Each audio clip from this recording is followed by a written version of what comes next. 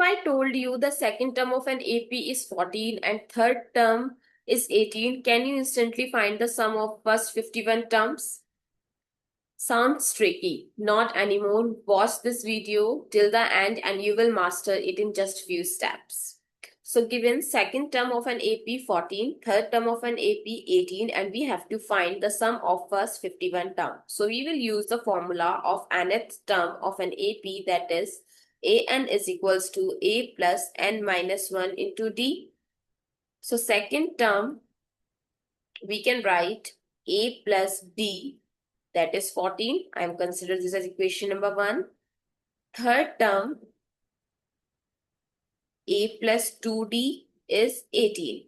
Now this is second equation, subtracting first from second. So a plus 2d minus a plus d is equals to 18 minus 14. So d is equals to 4. Now plug back. A plus, put the d in first equation. So a plus 4 is 14. So a is 10.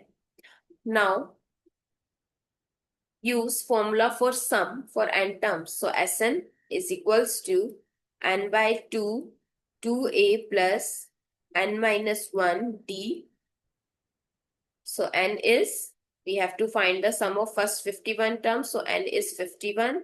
So 51 by 2, 2a we already calculated, that is 10, plus n is 51 minus 1 and d is 4 here. So S51 is 51 by 2, that is 20, plus 51 minus 1 is 50 times 4 is 200. So 51 by 2 times 220. So S51 is equals to 11220 by 2, which is equals to 5610. So if you liked how we broke it down step by step, don't forget to hit like and subscribe for more Olympiad style question and AP tricks. So drop a thumbs up emoji in the comments if you solved it before me. Thank you so much for watching this and keep learning with confidence.